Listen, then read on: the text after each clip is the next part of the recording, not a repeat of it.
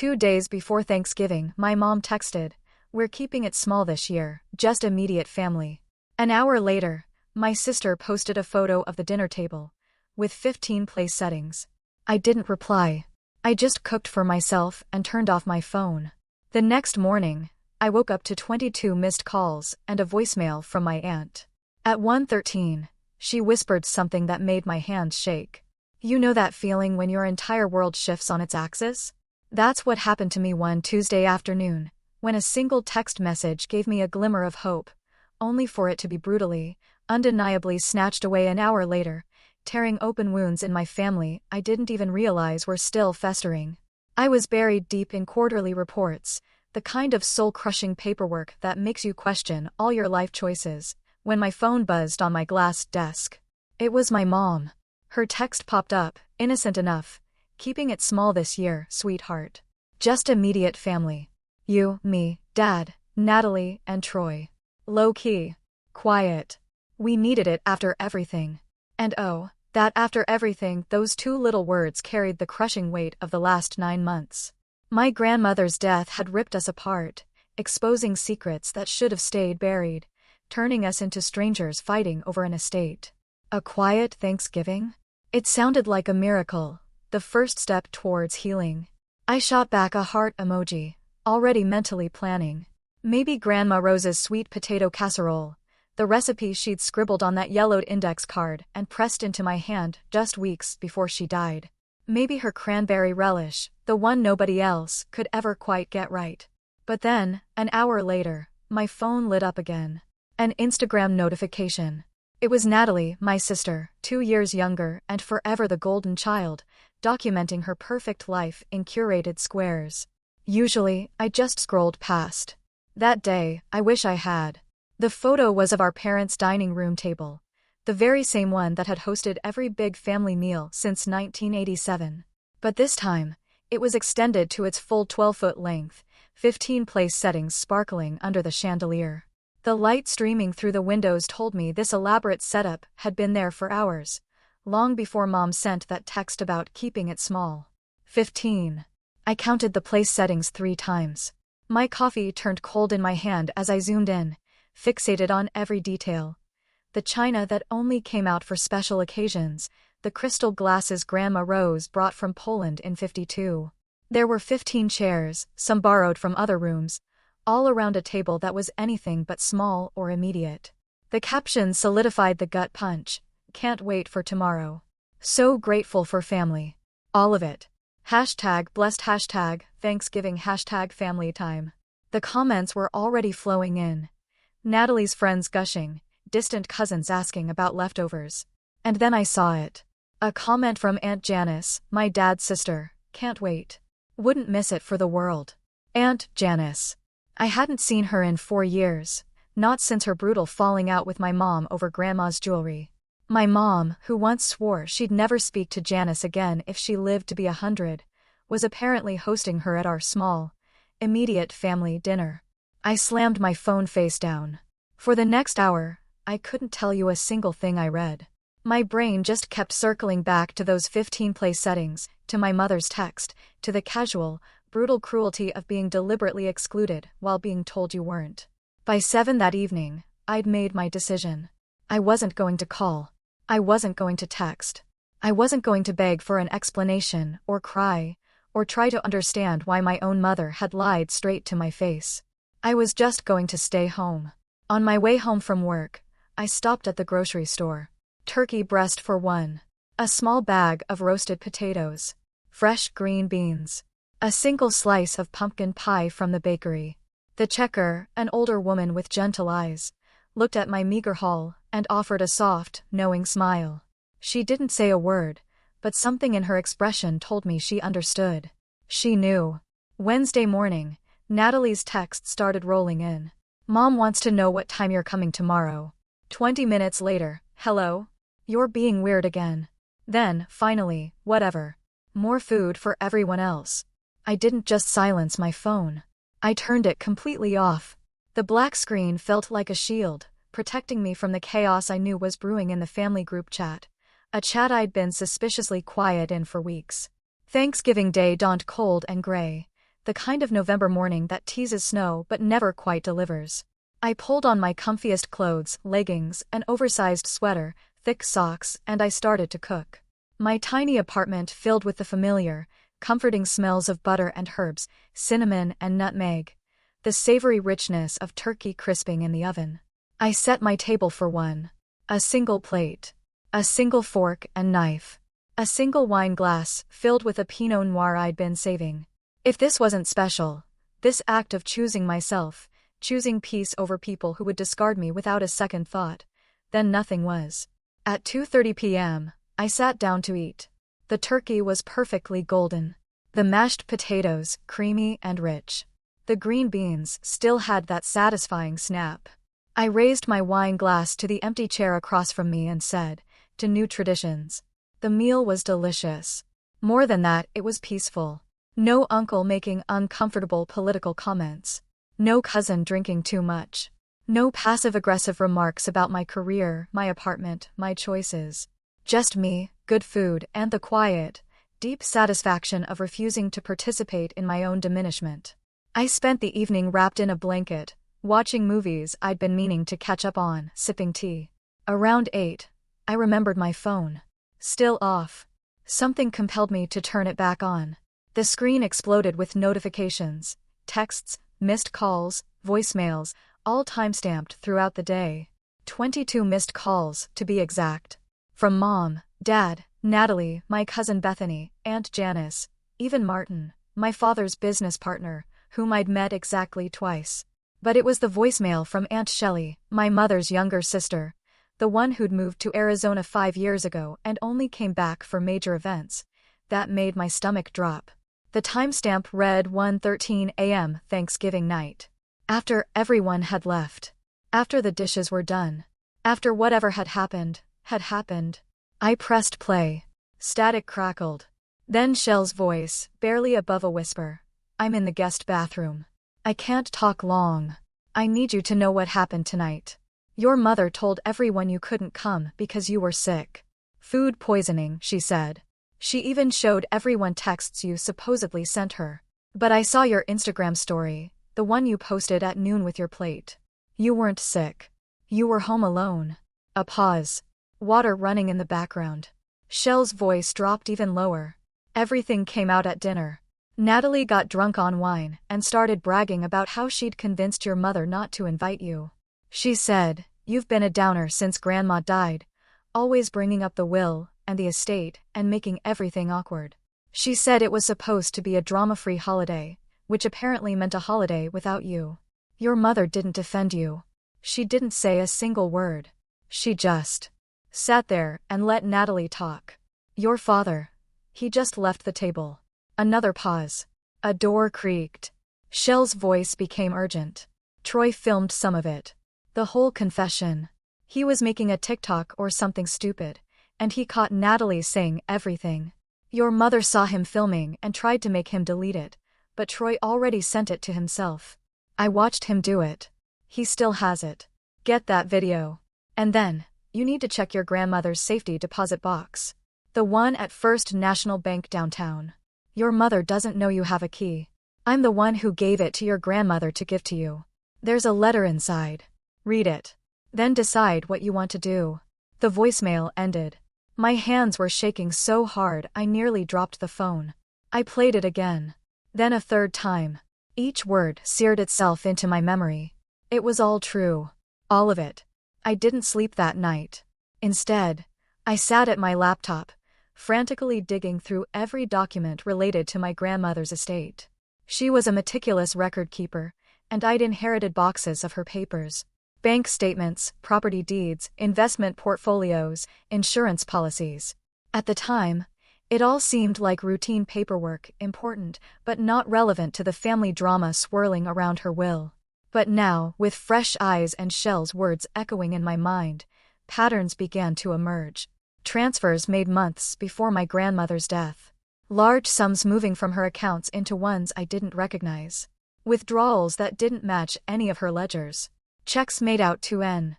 Bradford, Natalie's married name, in amounts that made my breath catch. Natalie, who'd spent the last year of Grandma's life visiting her 3 times a week, supposedly out of love. Natalie, who'd been so grief-stricken at the funeral she could barely speak. Natalie, who'd walked away from the estate settlement with a trust fund and a vintage Mercedes, along with Grandma's house. Friday morning, I was waiting outside First National Bank when the doors opened at 9 sharp. The safety deposit box area was in the basement, a climate-controlled vault that smelled like old paper and metal. The attendant, a young man named Kevin, verified my ID and led me to box 847. My grandmother's key slid into the lock like it had been waiting for this exact moment. Inside the narrow metal drawer were 3 items: a manila envelope, a small black jewelry box, and a USB drive. I opened the envelope first. The letter inside was written in Grandma Rose's distinctive handwriting, that same elegant script she'd used for her recipes. "My dearest girl," it began. "If you're reading this, then I'm gone. And I suspect things have unfolded exactly as I feared they would. Your mother has always been my daughter, and I have loved her with every fiber of my being, but she has also been weak when it comes to Natalie. She sees in your sister everything she wishes she'd been at that age: confident, social, unafraid to ask for what she wants. She has enabled Natalie's selfishness for so long that I doubt she even recognizes it anymore." My eyes filled with tears, but I kept reading. 6 months ago, Natalie came to me with a proposal. She wanted money to invest in Troy's business venture. She promised incredible returns, showed me projections, business plans. She was so convincing, so earnest, I almost believed her. Almost. But I've lived 8 decades on this earth, and I've seen enough schemes to recognize one, even when it's dressed up in PowerPoint slides and enthusiasm. I told her no. I told her the money I'd set aside was meant to be divided equally among my grandchildren after my death. I told her she needed to build her own life, not expect to inherit one. She didn't take it well. She stopped visiting for a month. Your mother called me in tears, begging me to reconsider, telling me I was pushing Natalie away. So, I did something I'm not proud of. I lied.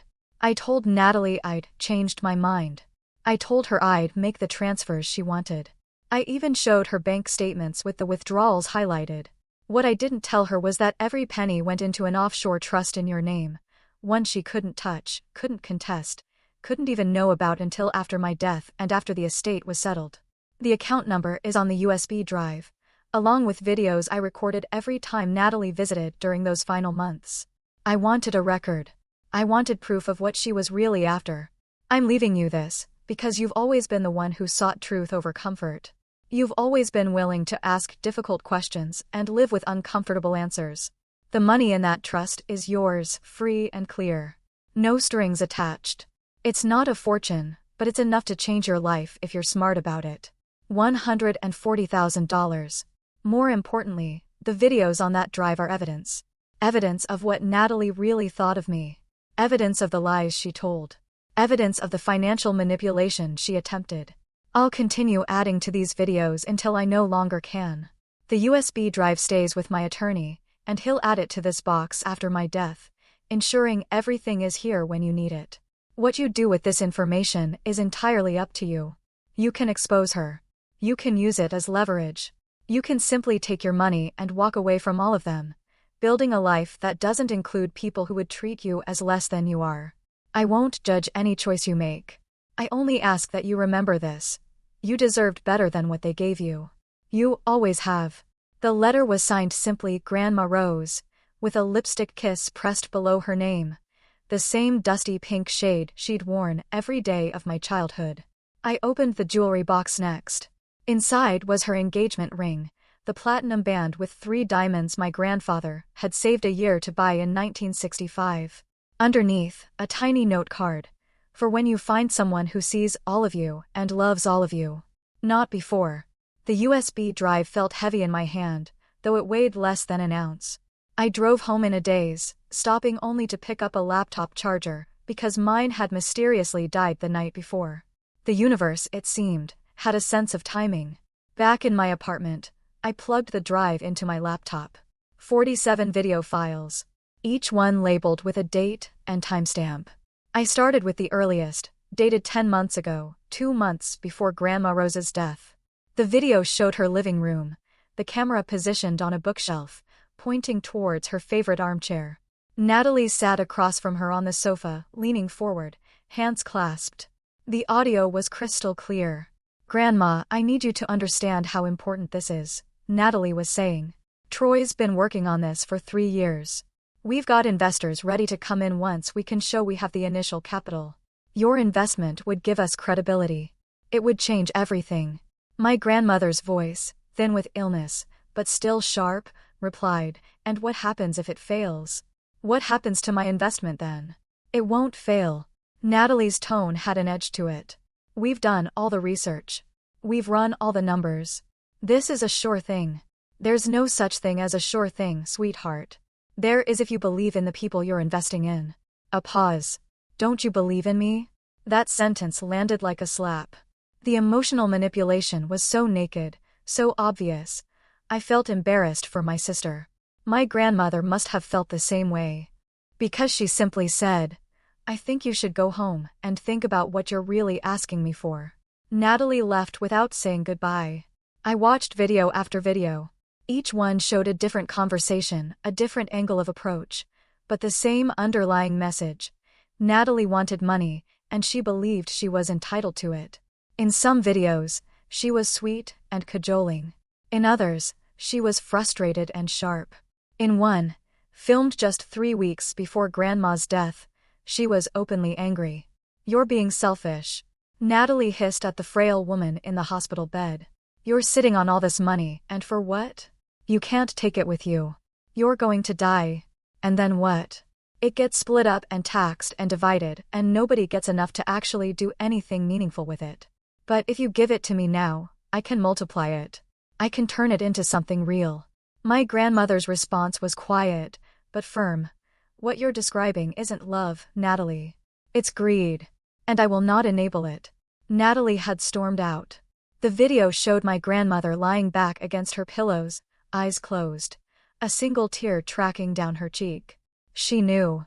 She knew exactly who Natalie was, and it broke her heart. The final video was dated 1 week before her death. My grandmother was alone this time, speaking directly to the camera. "I hope whoever's watching this never has to use it. I hope Natalie grows up and realizes that money isn't love and manipulation isn't family. But if she doesn't, if this becomes necessary, then know that I tried. I tried to teach her better. I tried to show her a different way. Some people aren't capable of learning those lessons. That's not your fault. It's not even entirely hers. It's just the sad truth of who she became." I closed my laptop and sat in silence for a long time. Outside, the sun was setting, casting long shadows across my living room floor. My phone buzzed with another text from my mother. "We need to talk. Call me." I didn't call. Instead, I made myself dinner, leftover turkey reheated with fresh herbs, and tried to process what I'd just witnessed. The videos had revealed a version of Natalie I'd always suspected existed, but never wanted to confirm.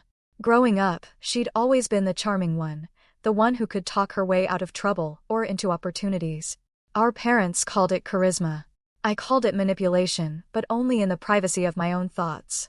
Like the time in high school she convinced our mother I'd borrowed her favorite sweater without asking, when she'd actually spilled wine on it and needed someone to blame. I was grounded for 2 weeks. The truth came out months later, almost by accident, when one of her friends mentioned the party. Natalie just laughed it off. My mother's response? "Well, it was a long time ago. Let's just move past it." That phrase, "let's just move past it," had become our family motto. Whenever Natalie's behavior caused problems, whether she maxed out a credit card Dad gave her for emergencies on a New York shopping spree, or forgot to pay back the $3,000 I'd lent her for wedding deposits, or even told our extended family I'd skipped her baby shower out of jealousy when she'd never even sent an invitation, it was always the same. Each incident, by itself, seemed petty to bring up. But collectively, they painted a portrait of someone who had learned early that consequences were optional if you were charming enough about your transgressions. Watching those videos, I realized my grandmother had seen the same pattern. She'd just been braver about naming it. Saturday morning arrived with a barrage of texts from my mother. They started gentle, "Sweetheart, I think there's been a misunderstanding." Then progressed to concerned, "Your father and I are worried about you. This isn't like you to shut us out." By noon, they'd taken on a sharp edge. "Natalie is very upset. She says you've been acting strange. We need to discuss this as a family." As a family. The phrase made me laugh, a bitter, hollow sound in my quiet apartment. Discuss it as a family meant Natalie would cry, Mom would defend her, Dad would suggest we all calm down, and I would be expected to apologize for causing drama. The script was so familiar, I could have recited it from memory. I spent Saturday afternoon going through Grandma Rose's other papers with fresh eyes. Letters I'd skimmed before, thinking they were just routine correspondence. Reading them now, I saw references I'd missed. "I worry about N's influence on your mother," she'd written to my father's brother, Uncle Philip, 2 years ago. "She's always been susceptible to flattery, and N knows exactly which buttons to push." Another letter, this one to Aunt Shell. "I've decided to make some changes to my estate planning. I want to ensure that certain people are protected, even if that protection comes after I'm gone. You'll understand why when the time comes. Trust me, sister. Trust that I'm doing what's necessary." My grandmother had been planning this for years.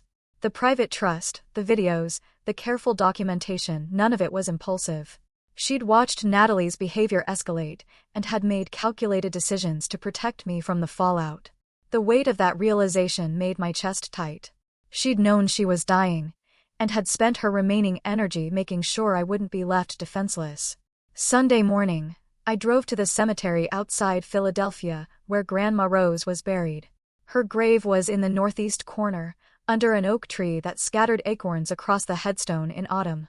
Someone had left fresh flowers, white roses, her favorite. I wondered if it was Aunt Shell. I sat on the cold ground and talked to her, just like I used to when she was alive.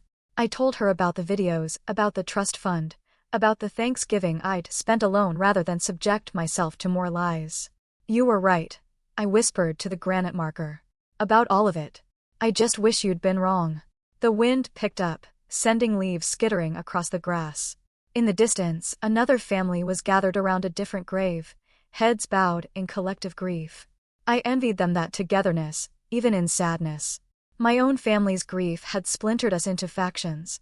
Those who believed Natalie's version of events, and those who had started asking uncomfortable questions. By Sunday evening, I'd made my decision about attorneys. I needed professional guidance, not just for potential legal action, but to understand my options. The trust fund alone raised questions about taxes and management. The videos were evidence of something, but of what exactly? And was pursuing any claims worth the inevitable explosion it would cause? The following week, I consulted with 3 different attorneys. The first 2 were sympathetic but cautious, warning me about the fallout. The third, a sharp-eyed woman named Patricia Hernandez, who built her reputation on high-stakes estate litigation, looked at the documents and videos with growing interest. "This is substantial," she said, tapping her pen against the conference table. "Your grandmother was remarkably thorough. These videos alone would be enough to challenge any claims Natalie might make on the estate. Combined with the financial records and her own letter, you have an airtight case." "A case for what?" I asked. "The estate's already been settled." Patricia smiled. "The estate?" "Yes. But there's the matter of fraud. If Natalie misrepresented her relationship with your grandmother to gain access to funds or property, that's actionable. Your grandmother's estate included her house and several other assets that Natalie received. If those assets were distributed based on false pretenses, based on Natalie claiming she had a close, caring relationship when these videos prove she was attempting financial exploitation, then there are grounds to challenge how those specific items were distributed. We're not talking about reopening the entire estate. We're talking about specific assets obtained through deception." She leaned back in her chair. "The question isn't whether you have a case. The question is what you want to do with it." What did I want? Revenge felt too simple, too crude. Justice felt closer, but still not quite right. Mostly, I wanted the truth to matter. I wanted the lies to have consequences. I wanted my grandmother's final wishes to be honored. Not trampled over by the golden child who'd spent her last months treating her like a personal ATM. I want to proceed, I said. But not yet. I have something I need to do first. Monday morning, I returned to work with a clarity I hadn't felt in months. Jennifer, who sat in the cubicle next to mine, commented on it. You seem different, she said during our coffee break. Good different. Like you finally got a full night's sleep or something. Something like that, I replied, stirring cream into my coffee. I didn't elaborate. How could I explain that discovering your family's betrayal documented in high-definition video had somehow been liberating? That knowing the worst had already happened meant there was nothing left to fear? Work had always been my refuge from family drama. I was good at my job, financial analysis for a mid-sized consulting firm, and my competence there felt like proof that I wasn't the problem child Natalie made me out to be. Numbers didn't lie. Spreadsheets didn't gaslight you. Quarterly reports didn't rewrite history to make themselves look better. That week, I threw myself into a project I'd been putting off, a comprehensive analysis of investment portfolios for a client who was restructuring their estate planning. The irony wasn't lost on me. I was helping a stranger protect their assets, while simultaneously uncovering how my own grandmother had protected mine. The parallels made me better at the work. I understood, viscerally now, why someone would go to such lengths to ensure their wishes were honored after death. Jennifer caught me working late on Wednesday evening. Most of the office had cleared out by 6, but I was still cross-referencing documents, building financial models. She knocked on my cubicle wall, making me jump. Sorry, she said, holding up her hands. Didn't mean to startle you. Just wanted to make sure you were okay. You've been here until 8 or 9 every night this week. I saved my work and closed my laptop. Just focused. Got a lot on my mind. She leaned against the cubicle divider, her expression sympathetic. Family stuff. I must have looked surprised, because she laughed. You're not as mysterious as you think. I heard you on the phone with your mom last week. Well, heard your side of it anyway. Sounded tense. It's complicated, I said. The default phrase for family dysfunction that couldn't be easily explained. They always are. Jennifer pulled up the chair from the empty cubicle across from mine and sat down. Look, I don't want to overstep, but my family went through something similar a few years ago.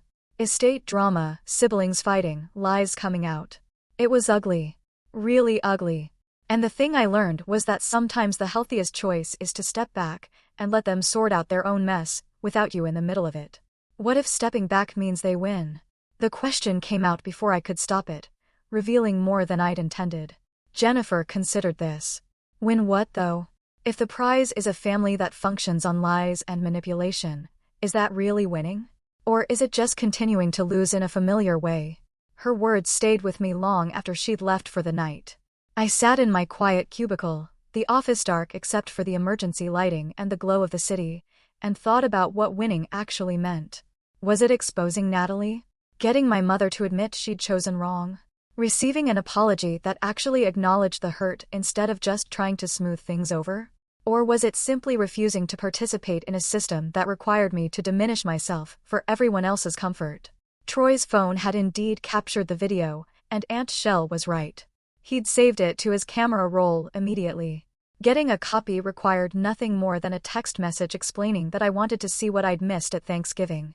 He sent it within 10 minutes, probably not realizing what he was handing over. The video was everything Shell had described. It was only 3 minutes long, but those 3 minutes contained everything I needed. Natalie, wine-flushed and grinning, telling the entire table how she'd saved Thanksgiving by convincing Mom to exclude me. She's been such a killjoy since Grandma died, she'd slurred. Always bringing up the will, always asking questions about the money. Like, sorry you didn't get as much as you thought you deserved. But maybe if you'd actually spent time with her instead of just showing up for the reading of the will, you would have been in a better position. The lie was breathtaking. I had visited our grandmother twice a week for the entire last year of her life. I'd taken her to appointments, filled her prescriptions, sat with her during chemotherapy sessions while Natalie was mysteriously busy. The sheer audacity of rewriting history so completely, so confidently, in front of 15 people who apparently believed every word. It was almost impressive in its shamelessness. The video showed my mother's face in the background. She looked uncomfortable, but said nothing. My father eventually stood up and left the table, but not before the damage was done. Aunt Janice was nodding along. Cousin Bethany was laughing. They all believed Natalie's version of events, because she told it with such conviction.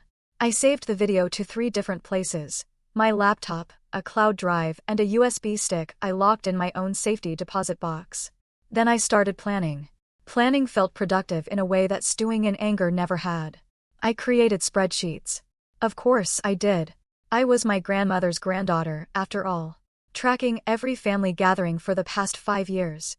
Who was invited, who attended, who was mysteriously excluded or told about events at the last minute. The pattern was damning.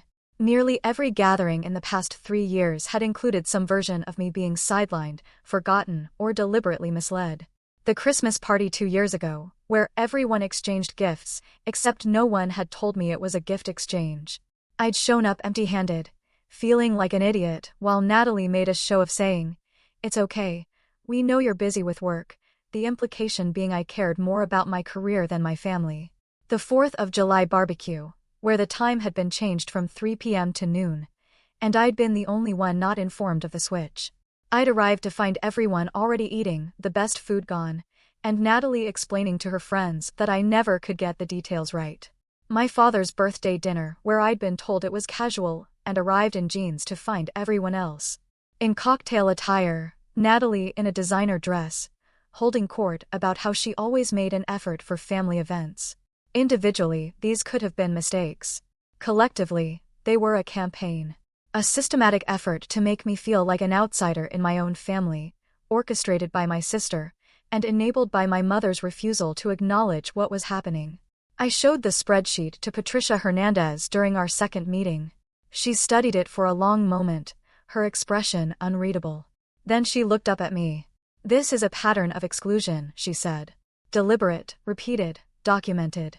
Combined with everything else, the videos, the financial manipulation, the lies about Thanksgiving, you're building a narrative that goes beyond just estate disputes. This is about systematic emotional abuse within a family structure." The phrase, emotional abuse, landed like a punch. I'd never used those words before. Never let myself frame it that way. Families had conflicts. Siblings had rivalries. That was normal. But what Patricia was describing wasn't normal. It was pathological. "I need to think about this," I said. Patricia nodded. "Take your time. But understand that the longer you wait, the more they'll have time to craft their own narrative.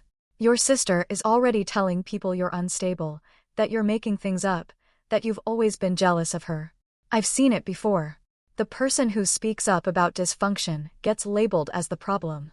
And by the time the truth comes out, everyone's already chosen sides." I left her office feeling simultaneously validated and exhausted. The weight of knowing, really knowing, what had been done to me was heavier than the uncertainty had been. At least with uncertainty, I could still hope I was wrong. Now I had evidence. Now I had proof. Now I had to decide what to do with it. December crept closer. My mother's texts became more frequent, more insistent. She wanted to clear the air before the holidays. She wanted to make sure we were all on the same page. What she really wanted was for me to show up and act like nothing had happened so everyone else could feel comfortable again. I didn't respond to most of her messages. When I did, my replies were brief and non-committal. "I'll let you know. Still thinking about it. We'll see." Each vague response bought me more time to prepare. Aunt Shell called me one evening in early December. "Your mother is panicking," she said without preamble. "She knows something's wrong, but she doesn't know what. Natalie told her you've been acting paranoid and suggested maybe you need therapy." I laughed, though there was no humor in it. "Of course she did. She's scared," Shelley continued. "Natalie. I mean, she knows you have those videos. She doesn't know what else you might have, but she knows it's enough to damage her." Troy let it slip to his brother that they might need to talk to a lawyer. His brother told me. "The family grapevine is working overtime." "Good," I said. "Let them worry. Let them wonder what I'm going to do. They've spent years making me feel uncertain and off balance. They can have a taste of it." Shell was quiet for a moment. "You sound different. Harder." "No," I corrected. "I sound done. There's a difference. She sighed. I support you. Whatever you decide to do, I support you. But I want you to be prepared for the fallout. Your mother is going to choose Natalie. She always has. Your father might surprise you, but he might not. Some of the cousins will take sides. Others will try to stay neutral and end up making everyone angry. It's going to get messy. It's already messy, I said. At least now it'll be an honest mess instead of the polite fiction we've been maintaining. Our family always gathered at my parents' house the second Sunday in December to decorate for Christmas. It was a tradition that went back generations, complete with homemade cookies, hot chocolate, and enough holiday music to make even the Grinch sing. Everyone would be there. Everyone. I RSVP'd with a simple "I'll be there," and nothing more. My mother called twice to make sure we were okay and to clear up any misunderstandings about Thanksgiving. I let both calls go to voicemail. December 8th. Dawn, clear and cold. I arrived at my parents' house at 2 in the afternoon, a box of decorations in my arms and my laptop bag slung over my shoulder. Natalie was already there, perched on the sofa, with a glass of wine, holding court about the vacation they were planning to the Maldives. There she is, my mother exclaimed with forced cheer. We missed you on Thanksgiving. How are you feeling? All better. The concern was performative, meant for the audience of cousins, aunts, and uncles scattered around the room. I smiled. I felt fine on Thanksgiving, actually. Cooked a lovely meal for myself. Very peaceful. The room went quiet. Natalie's expression flickered, confusion, then calculation. My mother's smile froze. But you texted me that you had food poisoning, Mom said carefully. No, I replied, setting down the decorations. I didn't text you at all. You told me dinner was immediate family only. Then Natalie posted a photo of 15 place settings, so I stayed home. Natalie stood up. You're being dramatic. Mom said you were sick. Don't try to make this into something it's not. I pulled out my phone, opened Instagram, and pulled up Natalie's post. 15 place settings. That's not immediate family. That's a deliberate exclusion disguised as intimacy. You lied to me, Mom. And you knew. My father, who'd been silent in the corner, finally spoke. What's done is done. Let's move forward. I would love to move forward, I said. But first, I think everyone should know the truth about Grandma Rose's final months. I connected my laptop to their TV, the same TV we'd watched 1,000 movies on growing up, and pulled up the first video. For the next 45 minutes, that living room was silent except for my grandmother's voice and Natalie's increasingly desperate attempts to extract money from a dying woman. People cried. Aunt Janice left halfway through. Cousin Bethany stared at the screen like she was watching a horror movie. And Natalie? Natalie sat frozen on that sofa, her wine glass dangling from her fingers, watching her own manipulation play out in high definition. When the last video finished, the one where Grandma Rose spoke directly to the camera about greed and love and broken hearts, I turned off the TV and faced the room. Grandma Rose left me a trust fund, I said. Money that Natalie thought she'd successfully stolen. Money that our grandmother deliberately moved to protect it from exactly the kind of person Natalie became. She also left me these videos, and a letter, and instructions to do with them what I thought was right. Troy tried to speak. I held up my hand. I've consulted with attorneys.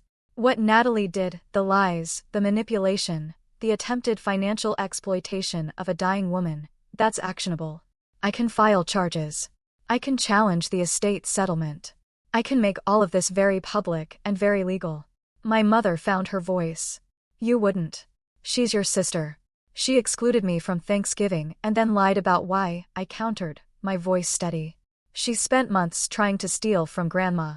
She has shown me repeatedly that her being my sister means nothing when it's inconvenient for her. I looked at Natalie directly. So, no, Mom. I'm not protecting her anymore. Natalie's face had gone pale. What do you want? She asked, her voice barely a whisper. I want the truth to matter, I said. I want Grandma's wishes honored, and I want all of you to understand exactly who you chose to believe over me. I picked up my coat. I'm not filing charges. I'm not challenging the settlement. But I am done.